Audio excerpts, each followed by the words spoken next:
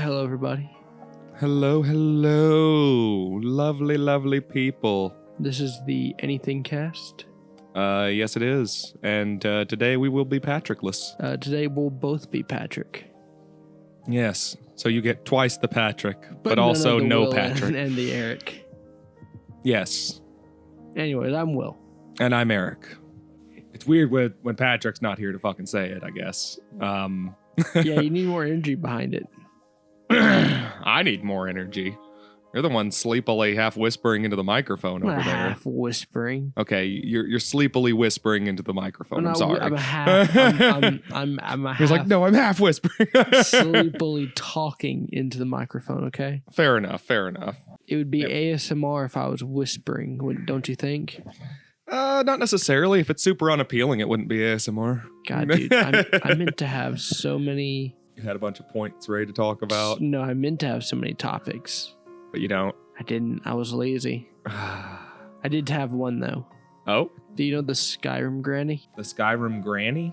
Yeah. Like a grandmotherly figure? Who plays Skyrim, Who plays Skyrim. Okay, I think I have heard of this. Yes. Well, she's done.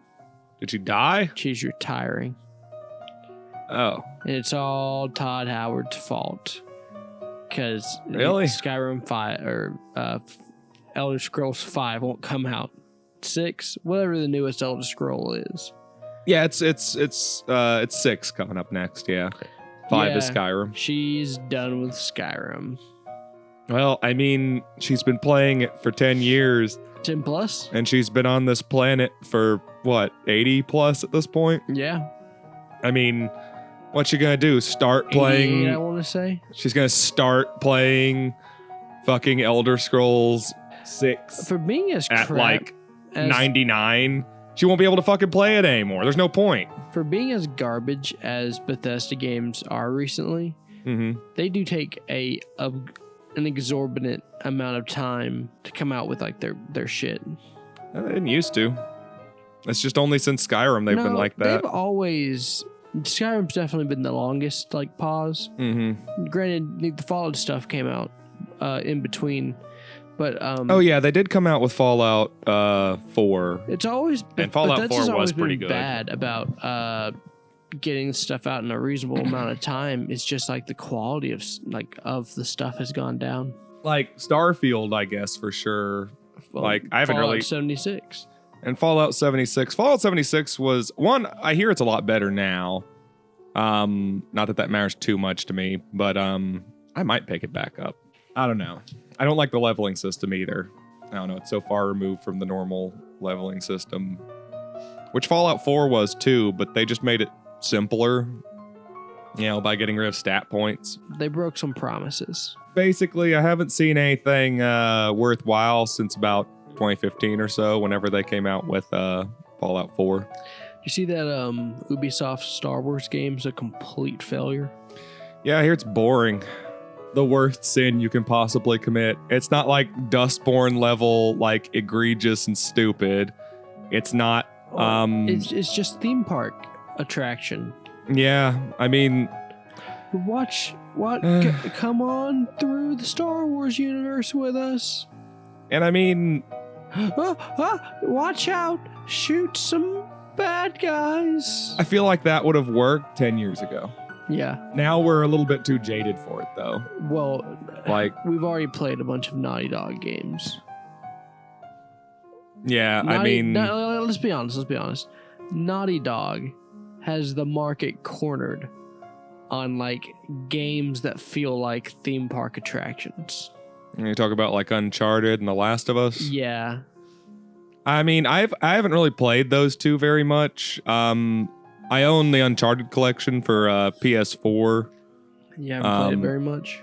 I played the first one for a while, but then I got stuck on something and couldn't figure out how to progress forward because I have a bad sense of direction in the real world and video games. And I get lost all the time too. Yeah, I hate getting lost in video games. It really just kills the mood for me. And it is impossible to find. People say they hate the bright yellow paint thing, but I am a fan of it. Bright yellow paint? So in video games, for example, if you're like going up a cliff and there's like several paths on this cliff, and a game designer needs you to know which path is the correct story path. Oh, I see where you're going with this already. So they tend to mark it with yellow. They'll mark it with like something yellow. Like, Okay. say you're jumping on rooftops. You know, I probably, now that you say that out loud, I probably have subconsciously noticed this. Yeah. Say you're jumping on rooftops in a game and you notice a yellow ladder. That's probably the ladder to go. Or like you see a bunch of broken boards that are painted caution yellow. And there's like a light shining down on them. That's like the way to go for sure. Fair enough. It's also another video game logic thing I sometimes use to reorient myself is, are there bad guys? If there's more people trying to stop you from going that direction, that's an old one. Then that's the right direction. That's an oldie. Yeah. Oh yeah, that works in almost all video games. Yeah, if you're killing more enemies, then typically you're going the right direction. That doesn't work if if you get turned around and you start going and it's been like a minute or two and nothing is happening, like you probably start going back the way you came. Yeah, especially if you're playing in a Skyrim. Secret area. That doesn't work though if the game auto generates enemies. True. It works in most games. Yeah, that's a good rule of thumb. Yeah, it's a good rule of thumb. And a lot of games even that do auto-generate enemies, they don't re-auto-generate enemies after you pass through like an area. Yeah. Like, it just depends, I hate when you're in a shooting game and you get to an area where the enemies are infinite, you know? And like, you happen to take cover. In a spot where... Yeah, you hunker down not knowing that they're just going to keep spawning. The fire, it happens to be heavy enough at that point where you're like, okay, I'm going to hunker down for a second, catch my breath, figure out what to do. And if I just peek around the corner and kill 3 or 4 of them, then I'll be able to proceed forward because they won't have enough firepower to keep me down. But they're always... You never really seem to be whittling the number down for some reason. And then 3 come... Like, you've killed 2, and then you're looking at a box where 1's taking cover, and like 3 more have come out around, and you're like, huh? So you kill like 5 more, and now you've reloaded your magazine, and... You've looked and you still haven't dwindled any of them. You're giving me flashbacks to early Call of Duty campaigns I was playing back in the day. And you get caught up in this. You're like, God, how many of these guys are in this section? And like before, you know, you're like you've killed guys in sections before, and like they've died. All of them have died. So you're just like, man, how many people are guarding this porta-john that we're trying to get to? And you're on your last magazine, and you're like, and so like you're like, fine, I guess I'm gonna have to start bayoneting people. There's so many people guarding this one thing. Apparently, that's all the game wanted you to do was just move forward. Yeah, you move up to a different level of cover.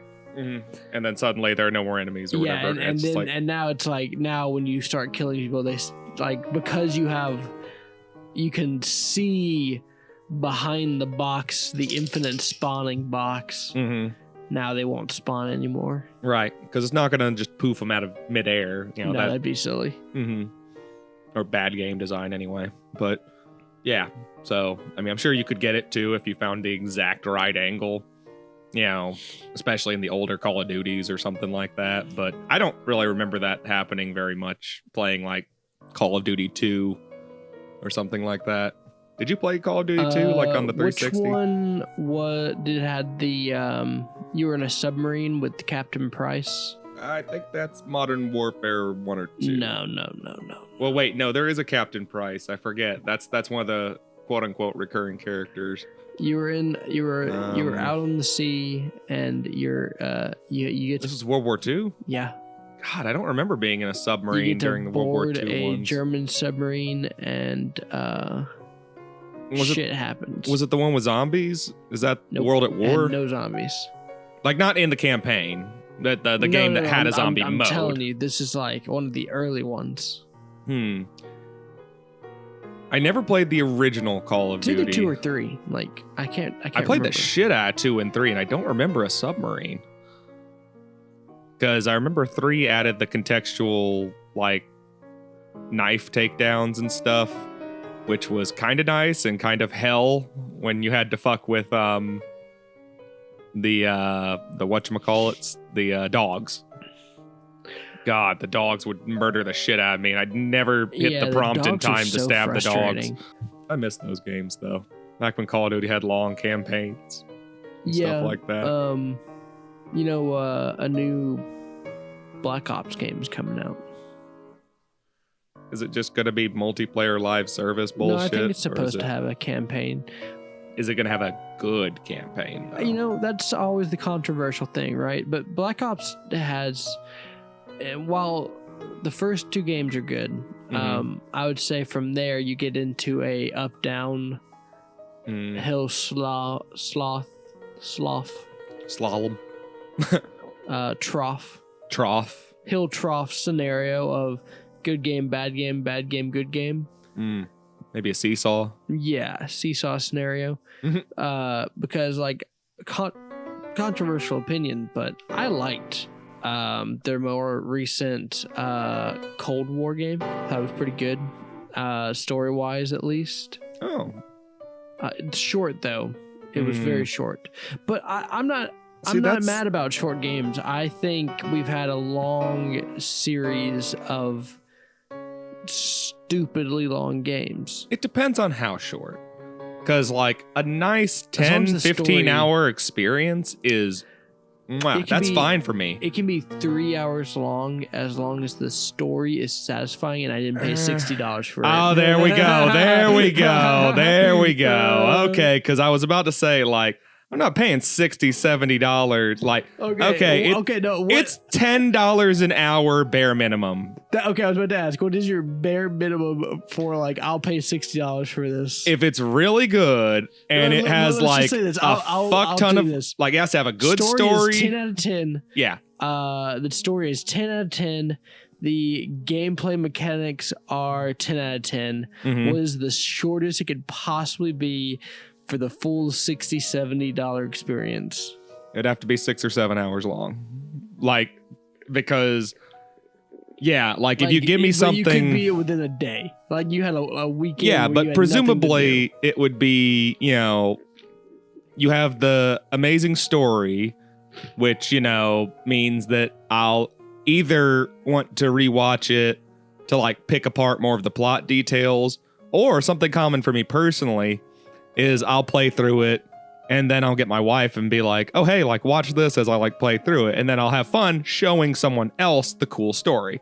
I did that with the Metal Gear games. Yeah. Mind you, that took a lot more than 6 or 7 hours. Right. But that was probably like a 200-hour experience, all things considered. But that's how me and Patrick did Metal Gear. I played through him and he watched. Yeah. I mean, that's a good way to do it because it shows you, all of the point A to point B, like gameplay stuff. And I mean, if you're a veteran like I am, you probably have your strategies and you know exactly what you're going to do walking into those games. I can play through, 1, 2, 3, 4. The only one I can't really like get through in a humane period of time is 5. But that's because 5 is very meandering with its story and I can't like power through it like I could in 1, 2, 3, and 4. 5 story kills me. I like it. I hate once you get to the once they're just like, you gotta stop the nukes by collecting nukes. Yeah, it drops the ball at the end. Like, I think the twist is fine. The fact that it's a body double, gameplay wise, making you just do the story like all over again. Yeah, that was pretty uninspired. Basically, no matter what anyone says, I'm gonna go ahead and say that given all the evidence that I've seen, the game was like perfectly cooked all the way out. Like the crust was perfect. Like it's a pizza. Child soldier stuff. But in the very center, where the tips of all the slices of pizza are, it's a little doughy. It's a little undercooked right there in the center. When you start dealing with all the child soldier stuff in the story, that's when it goes downhill. You didn't like that part? Nope. I thought it was fine. Yeah. Well, brother. Oh, you didn't like Baby Liquid and all the Lord of the Flies references? No, not at all. Yeah. I thought that was fine. I did expect them to honestly go a little bit darker with it, considering all the warnings we got ahead of time. It's just like, this is going to feature child soldiers and some pretty dark bullshit. And it's just like, like we didn't, it's not like we ever really like, you can't even kill them. I mean, you can, I think. I never tried, but like you lose the mission. Like if, like you have to be nice to the children. You can't kill that child. Yeah, like, boss, that bullet's not meant for the child. Something tells me you actually did try and got radio messages, didn't boss! you? Stop shooting the children, boss. You did try to kill the children, didn't you? Why? You're one of those people who got the European version of Fallout 1 and said, this is bullshit. I was told there were killable children. Apparently that Fallout 1, they had to fill out a survey about all the stuff you could do. And like apparently they were worried they were going to get like a adult rating because they were like having to check everything, like, can you kill children? Yes. Can you run around naked? Yes. Can you have sex? Yes. Yeah, they did have to do some stuff to avoid the AO rating, because if you get adults only, it ruins your retail spot, because like the only place you could buy it, especially in the mid-90s, would be like a porno store. And if you offered a PC game as complicated as an RPG as Fallout, and you could only buy it in a porno store, it wouldn't have sold. No one would have bought it. You know? Did your family ever own any AO stuff? I don't normally discuss pornography with my family, except my brothers. My dad owned a AO game. Oh. It was the Playboy Mansion game. Oh, how stereotypical. Yeah, it was all right. It was a very Sims City, not Sims City, but like Sims 3, Sims 4 type of game. I never really played Sims, but okay, I guess that makes sense. That's a gameplay model that kind of makes sense for what you're trying to do there. I remember there was like Girls Gone Wild video game. What? Or like a game made by the guy who made Girls Gone Wild, but it might have been called something else. And I think it was, you either answer asinine trivia questions and then see girls take their shirts off or something else like that. It was the classic Do Grounds gameplay. Yeah, just about, except, you know, you'd buy it like in a game store. I don't think I ever saw it in a game store. I'm not sure though. I think maybe they managed to have an M rating. I'm really not sure. I mean, I guess as long as it's just topless women, that's not like that graphic, you know? Like, if they're not fucking, you know, just dry titties. You know? Dry titties. And we're back. Will died for a minute. He got his head blown off, but I had an EpiPen nearby, so. Yeah, Eric resuscitated me. Why do you choose to live in squalor? I was kidding. No. Yeah, I think the needle was used. I could tell you blow the heads off of a lot of people. And yeah, you know, that's all good. It's they got to learn, you know, and that's just a good way to. Is it normal for you to blow people? Do you blow a lot of people? It's heads off. In a way. I feel like this question is a double-pronged question of some sort. What? No. I mean, sincerely? No, of course not. You know. Oh, I don't know. But if I said it earlier. Hypothetically, you know. if they come my way. You know. I don't know if I said it earlier, but audience, I apologize if this week I sound terrible. I've been sick. So it's not just my house killing him. That's good to know. Yeah, I've had a cold or something. Also, Eric's house is killing me.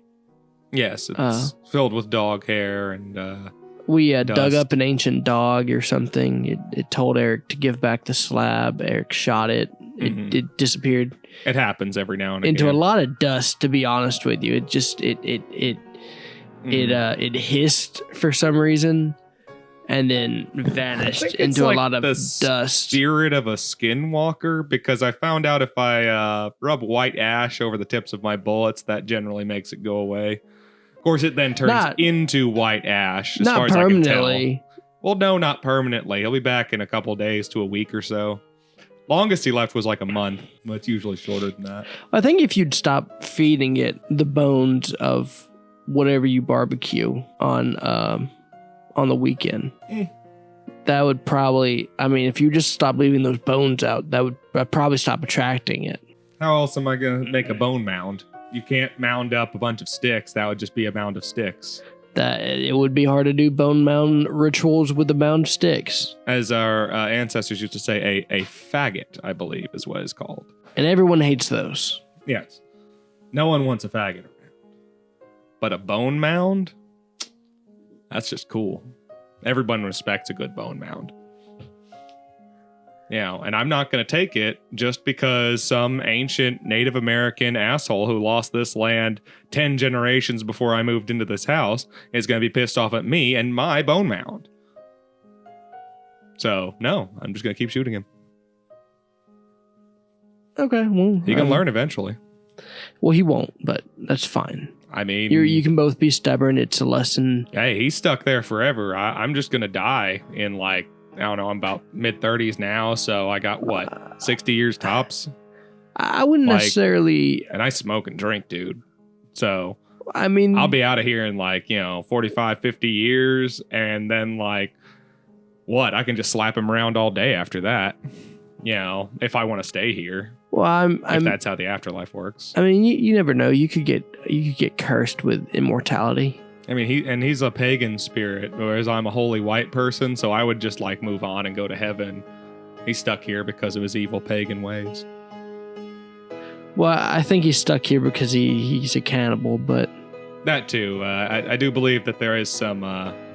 which that's not entirely clear if he was a skinwalker, so I don't know. And the rituals for being a skinwalker are not super duper clear. Especially since you're not even supposed to talk about them, so it's not the easiest thing to get extra information on. Some people say you have to,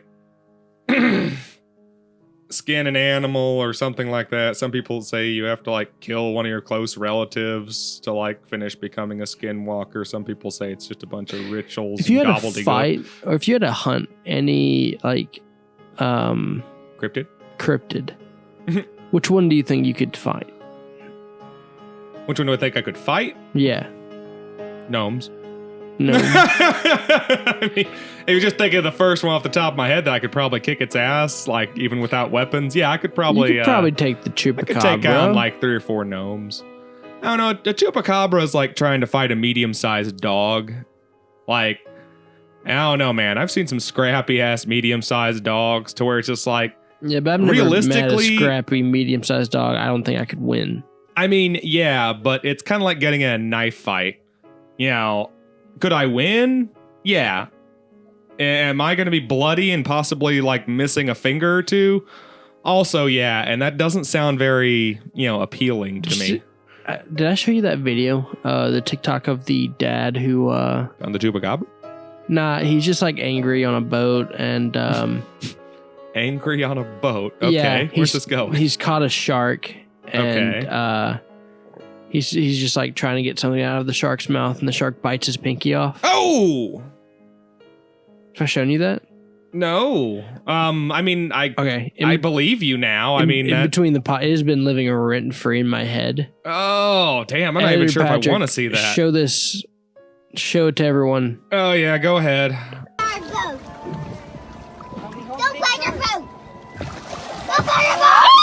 Damn it! Fuck! I lost my goddamn pinky. Fuck! I'll use my imagination here. Oh, you'll see it. You'll see it once we're done with this podcast episode. You know, I mean, I can see it though in my head pretty clearly. Like he's just like, I think him and his wife are arguing about something. Oh, and he put his fucking hand in its mouth to get the hook out or whatever, and fucking. Oh, it's bad. Like the shark like bites it and like it twists in a circle. It's like just. Bro, you use like pliers for that, bro. Like, yeah. And then just like I what's crazy, he doesn't scream or anything. He's just like, oh god damn it. He must have been drunk as shit. That's the only way I can imagine that being your reaction. And he's just like, it just took my damn pinky. I mean, I guess as far as fingers I'm willing to lose, that's kind of the only one. Like, because I'll still be able to play video games. I'll still be able to masturbate. There's not a lot I need my pinky specifically for. Do you think it feels weird to masturbate without a pinky? Yeah, I'd get used to it pretty quick. Worst case scenario, I'd go out and buy a pocket pussy. Could you masturbate the fancy way, pinky up? Well, not if I didn't have a pinky. I mean, obviously, when I'm at a royal tea ceremony, I do masturbate with one pinky out, but I often get kicked out anyway. I haven't figured that out yet because I feel like I'm following all the stuff. But then they ask for cream, and I'm just like, yes, madam. And then like I put my pinky out and I start to get the cream ready for her. You don't use the correct masturbation hand. Oh, damn it! You're being a fucking rogue and using your own hand when you should be using the servant's hand. Ah, there we go. That's why they gave me those disgusted looks. Yep, it's all coming together now.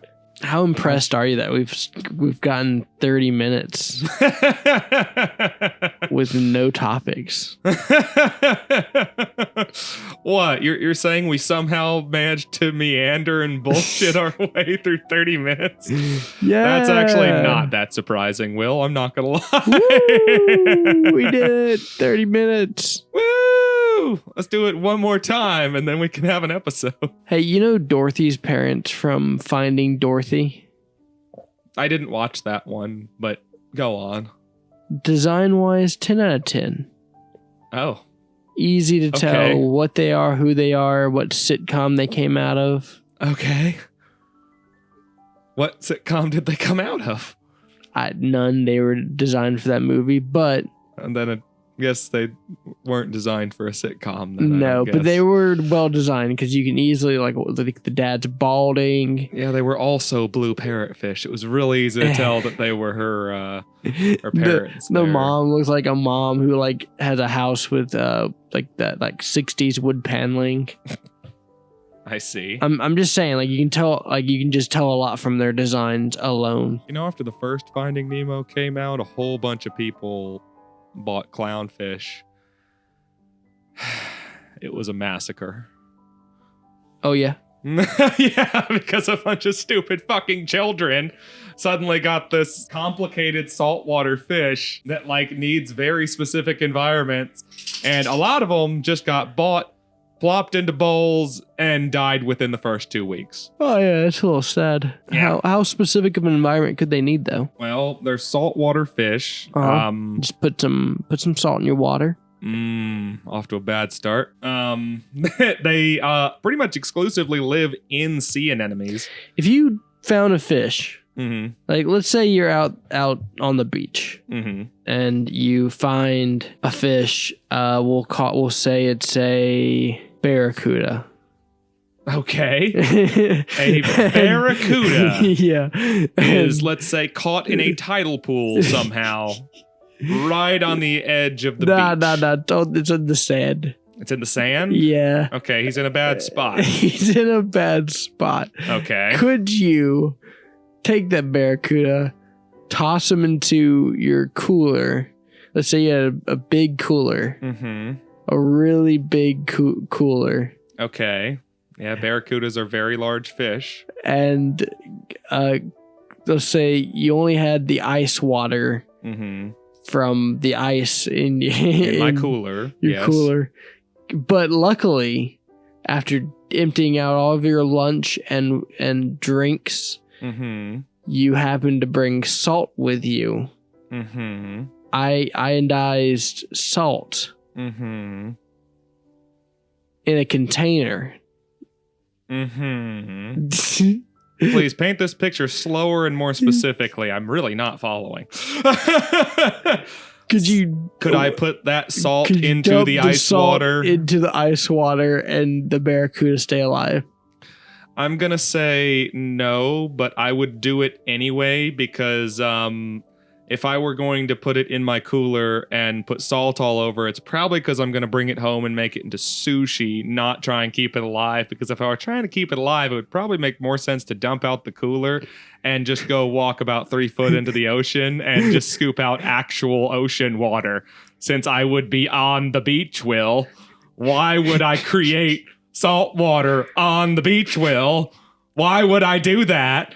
Why would I try and put iodized salt into ice water on the beach while lifting an incredibly dangerous barracuda? I'll be honest, I'm not even going to touch that motherfucker without like skewering it through the forehead first. And then I'm putting it in my cooler to keep it fresh so I can get home and make awesome barracuda steaks. Not a barracuda. What about a flounder? Flounder, I just pick it up by its tail and toss it back out in the ocean because poor guy got washed up. But either way, I would scoop salt water out. Why is there saltwater fish in the park? You're asking too many questions for a fish that's suffocating. Okay. So the saltwater fish is somehow nowhere near a body of salt water. There's a body of salt water exactly 3 miles to the east. Okay.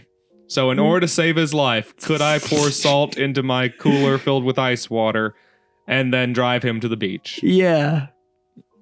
All right. Well, barring how the fish got there, that scenario does, I think, work a little bit better for you. The wind picked up the fish.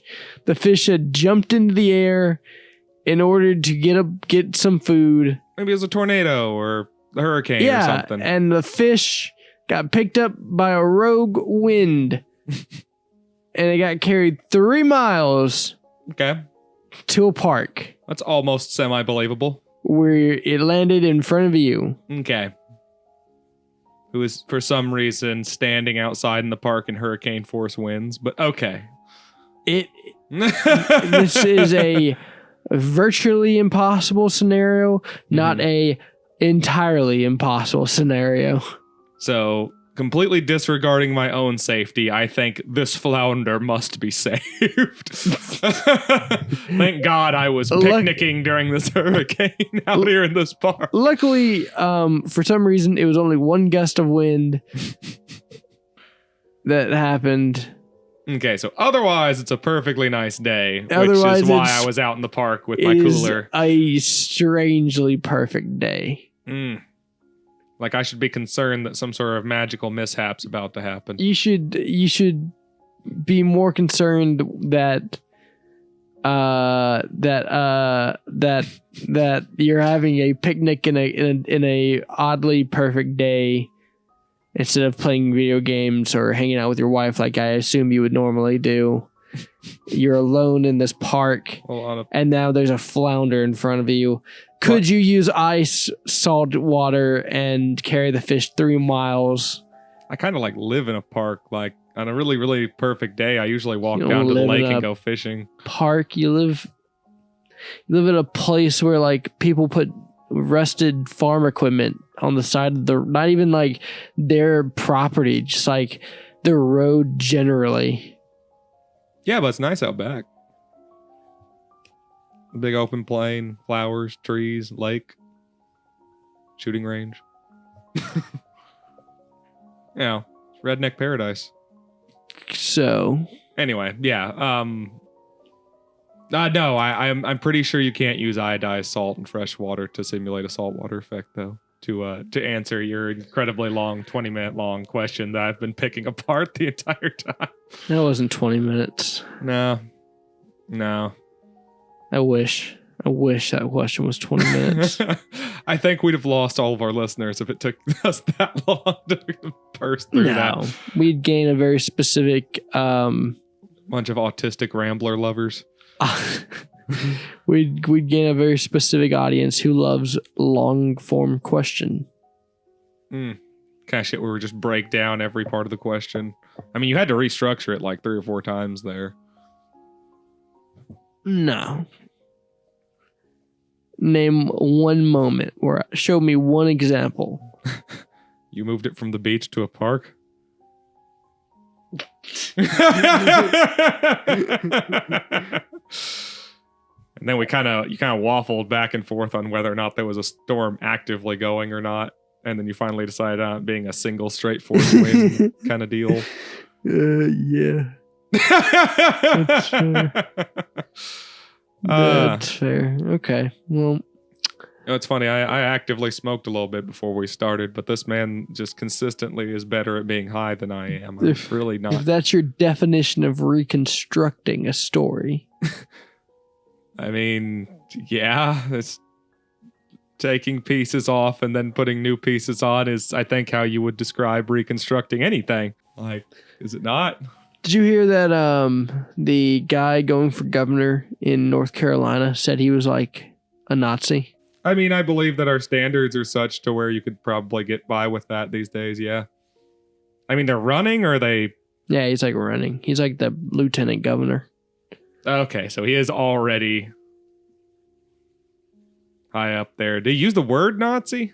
Yeah, he said I'm a black Nazi on, and where he said it's the funny thing is, wait, he's a black Nazi? Yeah, he's a black guy. He was like saying I'm a black Nazi, I'm a black American Nazi. The funnier thing is where he said it is it was discovered that he was a fanatic porn user. Okay. And he used his the same emails that he used personally on all these porn sites, so it was very easy to find him. Oh Lord. And so he would write those things on these porn sites on videos and stuff. Oh, he would comment? Yeah. He was commenting on the video? Yeah, and he was saying I'm a Nazi. I'm trying to think if I've ever actually commented on a porn video. I think usually it's the kind of stuff where you have to have a profile, and I don't. I can only think the only thing I could comment on a porn video is that was nice. Some silly shit. Yeah, a joke. I think a joke is kind of the number one thing that you would do. You could only comment like you can only be like, I think she could have done better in scene 4. You know what? There's something I have wanted to comment once or twice. And watching a porno, it's just like, that dude looks like he is only like half into this right now. Like he is at half chub at best, and it is distracting me. Like, I'm just sitting this there wasn't full POV. Like, it's kind of like that joke that they made about, like, Ron White used to make about, like, you full POV guy or no POV guy? Neither here nor there for it. It's, if I see a thing and it's POV and lady looks good or whatever, I'm down, but the POV itself neither adds nor subtracts for me. I guess I can see the appeal though, is because, especially if you were to like put VR goggles on. Oh yeah, VR is just a different experience then. Yeah, you wouldn't even need to like, just using the goggles as your screen would make watching POV porn better, I think. Without it needing to be like VR compatible, Gosh, it's too bad we don't live in Star Trek times and have the holodeck. Holodeck porn seems like it would be the most amazing thing. Bro, that any kind of residential technology along those lines is going to be used for sex before anything else. Oh, yeah. Like, how close are we to having, like, standing human robots? Pretty damn close. Every time I see a video of, like, sex robots or, like, prototype robots that are totally not sex robots, guys, they seem pretty much ready to me. Like, just outside of regulating it. Well, also, there's not a whole lot of, like, super duper practical usage for a humanoid robot.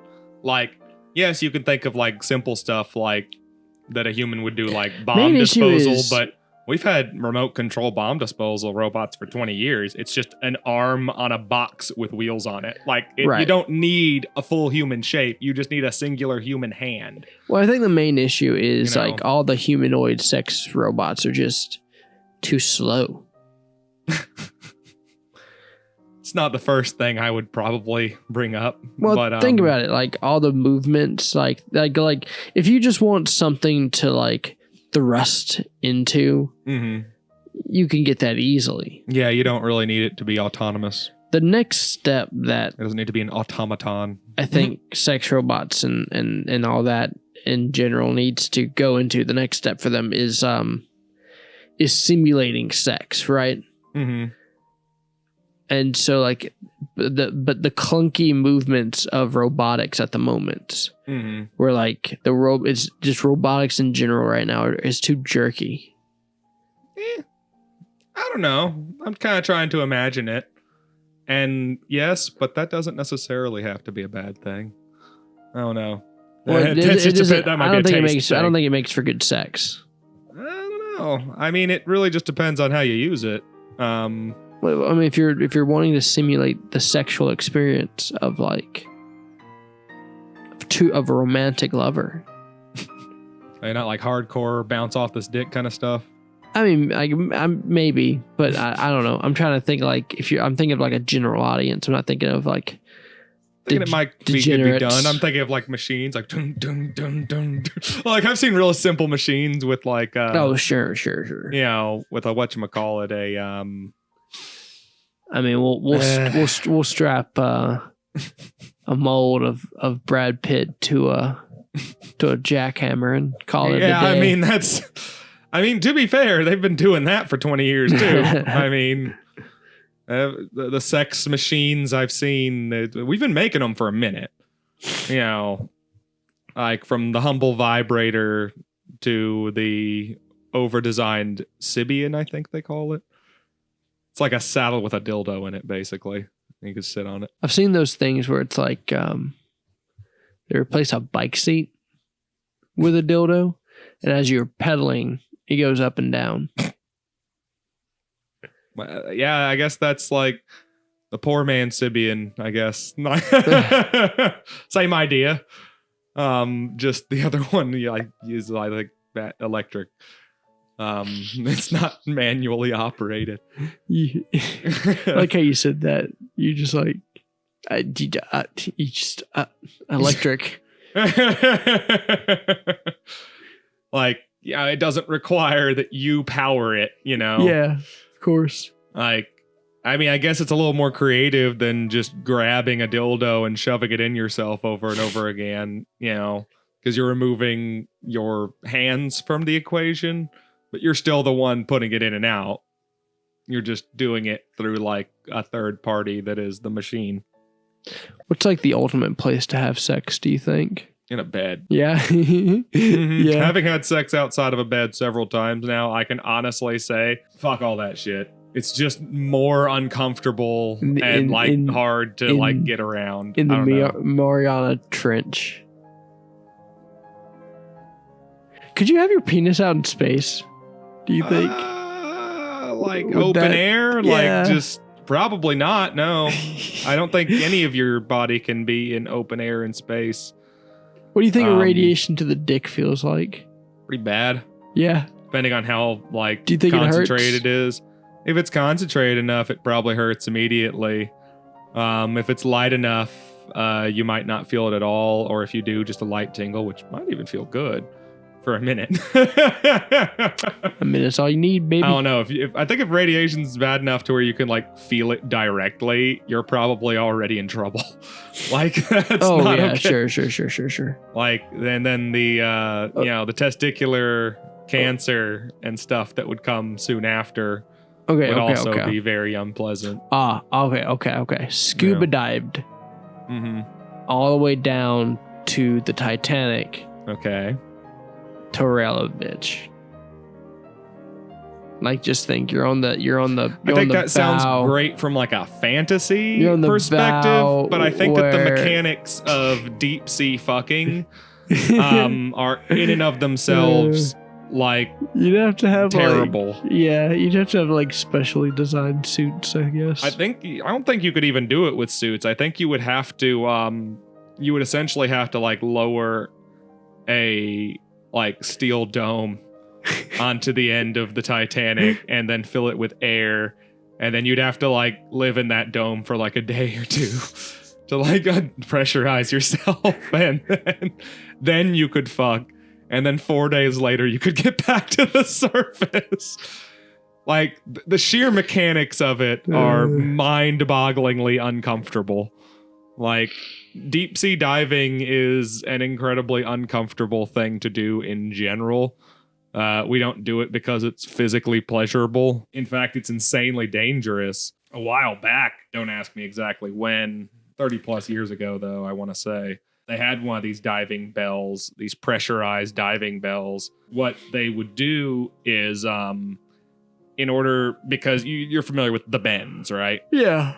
You know, like nitrogen getting like into your bloodstream and shit like that because of the pressure on your body. Yeah. You have to go really, really slow when you're coming back up to the surface. So in order to get around this so that people could do more work underwater on these structures that we have down there, what we do is we pressurize a big dome type thing, like what I said, but we do it above water. And then that way we can like give them supplies through like a pressurized, what do you call it when you seal one in? An airlock. Like a pressurized airlock. So we can send them regular food and supplies and stuff like that. They can look out the window and see like the normal world and the sun, as opposed to being, 3,000 feet below water or whatever, which is good for their mental health and all that kind of shit, right? And they can go down there for as long as they want because they don't have to pressurize and repressurize. So it's a whole lot safer, and it's a whole lot easier to do. So one day someone fucked up. As they do. And accidentally, basically popped the door open a crack. Ooh. While they were all in there. Hey guys, just gonna let in the wind. I think there were maybe 3 or 4 people in there. I think there were 2 people right by the door and 2 people in like the inner chamber. And the 2 people right by the door quickly went out the door. But remember, it was only open a crack. Oof. A like 2-inch crack. And they went all the way out the door. So, yeah, that's the kind of pressure. It was like 8 atmospheres worth of pressure being released all at once. Gosh. Oh, and if you want to think about that, cool way I was taught, just think of like the layers of water as a column. Yeah. And each layer you go into, just stack each preceding layer on top of each other. All of the weight of the entire ocean was being preserved in that little cell right there.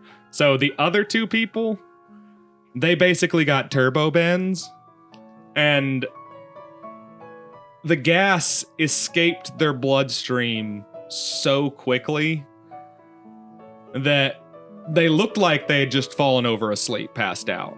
Oof. But when they did an autopsy, their like entire circulatory system had basically exploded. It looked like someone had made like pork rinds out of the edges of their entire thing. It flash boiled all of their blood basically at once, causing all of their vessels to burst simultaneously over their entire body. And the energy release was so hot, it boiled for just a minute. Well, luckily I don't think they could feel it. Yeah, no. All 3 or 4 of those people died instantaneously. It was before they realized something was wrong, all of them were dead. That's the only nice thing you can say about it. If you want to see something with better details and research and correct details, check out the Wendigoon video on the topic. He came out with something about a month or 2 ago, maybe. Speaking of stuff with a lot of details. Yeah. More details have come out about the Titan submersible. Yes, I keep seeing stuff about that. I haven't actually clicked on any of them, but that like Kyle Hill or whatever is like, It's so much worse than you thought. And it's just like, Well, yeah, because like we got transcripts of the. Oh, we found like the black box or whatever. No. But we have transcripts of the former engineer and the guy who piloted the Titan and the old owner of Ocean Gate. And like you have like the engineer telling the owner stuff like, you know, we need to go do testing. This isn't safe. Blah blah blah. And the owner's just like, yes.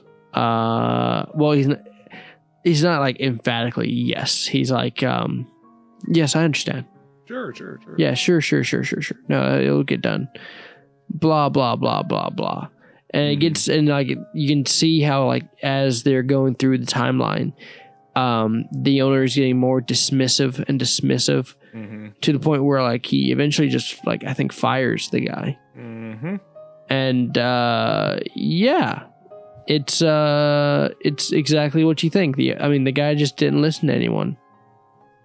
Yeah, I mean that's not super surprising. But they did find like the back part that was like all the electronics and stuff. And they found the window. Was it intact? The window was. That's funny. And he was saying that like if there were any bodies, like if they didn't get, with respect to the people who actually died, that just the fact that the window didn't break but the rest of it did is kind of funny. Just you know, yeah, slapstick kind of way.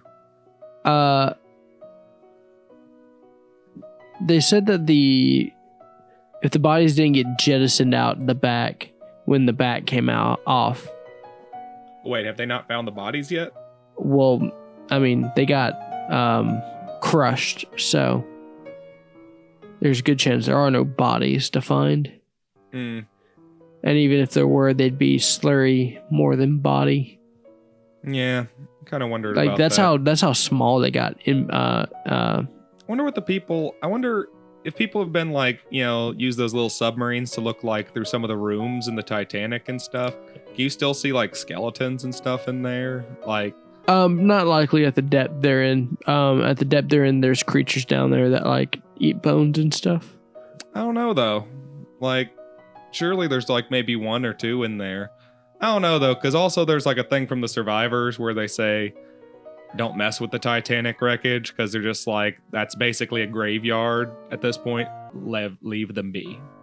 Which I'm kind of 50-50 on that because that makes perfect sense to me. Oh, graveyards are just archaeological sites one day. I guess. I don't know. I don't know what I think there's like an amount of time that's like respectful. And I would personally say, like, personally for me, I don't care. I'm just like, look, as soon as a nerd dies, the crap they were into and whatever else, if it was interesting, it belongs to a museum. You know what I mean? Like, if they were into some interesting crap or had interesting crap or did something interesting or... So if you get buried with all of your Funko Pops and Amiibos, just remember, your corpse will be displayed with those in a museum 1,000 years from now. I'm fine with that.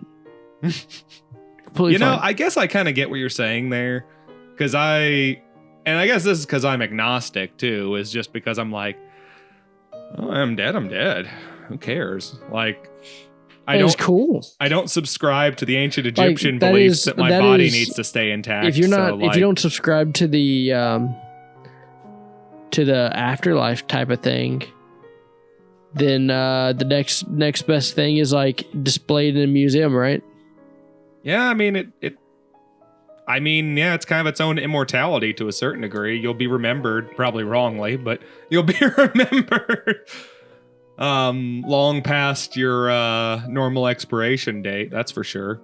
It's an interesting concept. Like, you know, would I want my corpse to be on display 1,000 years from now as an example of my people? Huh. Like, I don't know, because that's an honor to a certain degree, you know? Yeah. Like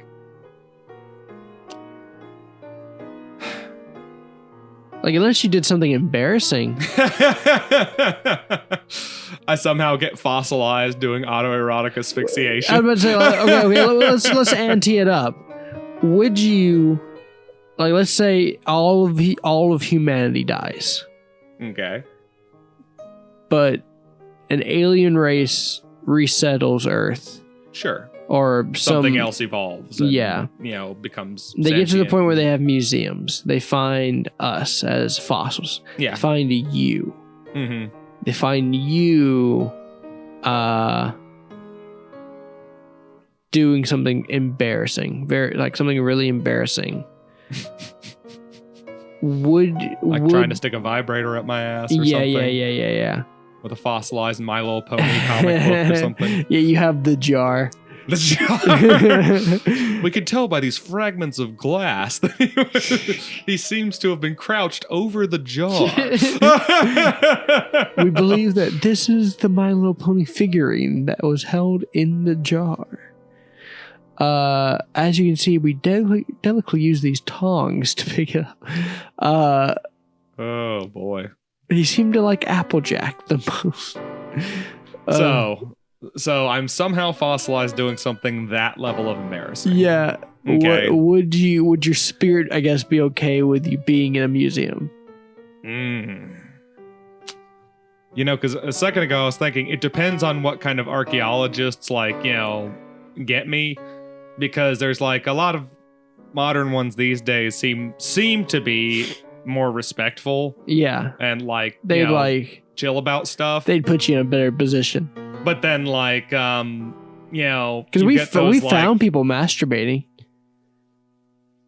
You're not talking about the Pompeii stuff, are you? Well, yeah, that's a good example of it. No, that guy's not masturbating. That's just how his limbs curled up as he was covered in molten ash. That's a common misconception because it's very funny and honestly, quite frankly, it could have just been that a big clump of ash was falling on his dick. So he just, instinctually muscle twitched his hands over to cover his dick and then got frozen that way. Kind of crouched up a little bit with his hands on his dick.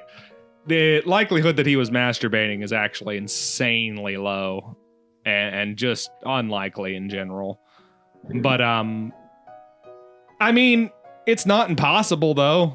People masturbate, therefore people must have died masturbating. Therefore, a tiny, tiny percentage of them must have been sealed in the act. You know what I mean?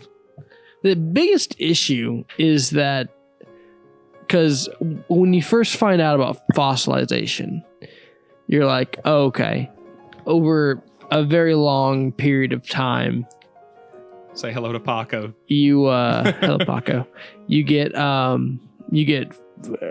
stoned and fossilized, right? But that's not how it happens. Yeah, there's actually no true skeleton fossilization in a fossil. is horrifying because you die very painfully. You have to die very suddenly. And very suddenly. So it doesn't necessarily have to be painful. It just has to be super sudden. Well, it doesn't necessarily have to be sudden either, because a tar pit is amazing for fossilization. It's amazing for preservation, not necessarily fossilization, but you're definitely correct about that not being a fun way to go. It's not sudden. Like the bullock body. In fact, that's how we found most of our Smilodon fossils. Is in tar pits, because makes sense. A lot of predators we found in tar pits because they would get baited into them. They're predator bait traps. Some animals are smart. No, well, because when I bet they saw something else in there and thought, "Ooh, I'm gonna go eat that thing," and then they walk in and get stuck. Yeah, that makes sense. So in other words, 10 feet below the Smilodon was some sort of ancient, what do they call it, an auroch, like a cow. Yeah, probably, yeah. Like right beneath him, who started sinking an hour or two earlier, is some sort of obvious prey animal, some sort of prehistoric deer or ox or something. Pretty much, yeah. Mm-hmm. That makes sense though. I mean, shit. But no, I thought it was wild when I figured out that fossils are not bones. There is no remains of the animal left there. No, it's what rock. happened is it all dissolved, but because of the different consistencies of the various parts of the animal, the sediment that moved in to replace it as it dissolved happened in completely different time spans over a long period of time, thus resulting in a perfect imprint of all of those things in between the rocks. Yeah, minerals and junk. Yeah, which gives us a rock photograph, basically, of their decayed remains, which is super interesting. Yeah. And the reason why all of the fossil record is only ever going to be a snapshot of like less than 1% of what was actually alive at that time, because becoming a fossil is a super unique process that's crazy unlikely. Like, as you said, like the Titanic people probably got eaten by bone eater crabs or whatever. You know, like there's nothing probably left of most of them. What do you think about the controversial dinosaur flesh that has possibly been found? No, I know they found imprints of dinosaur skin a couple of times, which is part of the reason why we found out that a lot of old dinosaurs had a type of proto-feathers, which probably looked more like kind of spindly, spiny things, more than like, you know, big, floofy feathers. Right. But, you know, and part of it's also less to be able to make more accurate speculations, because all of it's still speculation, but we've got some hints as to like the kind of coloring some of them might have had too, which is super neat. I haven't heard anything specific about flesh recently, but I do know that we have found several imprints of it that have, especially since the 90s, have expanded our knowledge of the Jurassic, Cretaceous, and Triassic periods. Well, I love dinosaurs. They're fun. Yeah, dinosaurs are fun. I like hear a lot animals about in them in debates with creationists a lot. Yeah. That's a contentious spot there, for sure. The creationists love it and hate it. The scientists love it and hate it. They all love to talk about it, and we're not even going to talk about the roping or the firebird or any of that kind of shit. Anything else that I never really thought that like God and science needed to like directly oppose each other as far as that's concerned. Like, yeah, you in the Catholic Church. I mean, the Catholic Church used to be the biggest sponsor of all the regular sciences. Like, well, funnily enough, it still is. Yeah, it's the American Catholic Church currently that's been rebellious towards the main Catholic body for a little while now. Well, American Christianity has always been a little bit more puritanical than other forms. We've just kind of developed that way. I mean, it's weird. We're more religious than places like England and the like. It's interesting. I don't know about like France and Germany, but given how people speak about quote unquote Europeans, it feels like we're just generally more religiously conservative than most of the old country. Oh, I mean, like us right here, right now, we're pretty much like on the level of the Middle East. Well, yeah. I mean, everyone knows Mississippi is the Afghanistan of the United States. I mean, yeah, we're like, I would put us up there with like being the Iran of the only reason. Well, that's nice. Thank you. No, that's not good. Like, the only reason we don't have a religious president is because we have a federal president. Yeah. I mean, I can see that to a certain degree. We would 100% be 𝑭𝒊𝒔𝒄𝒂𝒍 if we didn't have cable. Cable? Oh, yeah. Like cable television? That is the only thing separating us from 𝑭𝒊𝒂𝒍. Yeah, I suppose a lot of old conservative people still rely on cable, and to be fair, having worked several elections at this point, I can honestly say the demographic, specifically in this area, I'll tell you, well, let's just say this. People under the age of 55 consist of about 12 people who show up to vote in this area. So, there you go. And that's about... And there you go. Well, that's the show, everybody. Yes. This is the most energetic show that we've ever done. Me and Will bring it, and we bring it hard. We do. Padge is going to say it's shit, but that's okay, everybody. Tell them in the comment section how much you love the show. Tell them by hitting the like button. Prove to him that he's not needed, that he's a little bitch. He only deserves to be the editor for the Will and Eric show. Show him you never want to see him again by hitting the dislike button. And tune in for the next episode where me and Will argue about the ethics of the police for 2 hours. Woo! There's actually not a lot of cop news. Yeah, no, I think we hashed out everything lately. Like 2 or 3 episodes ago, to be completely honest. Anyways, goodbye. Goodbye. We love you.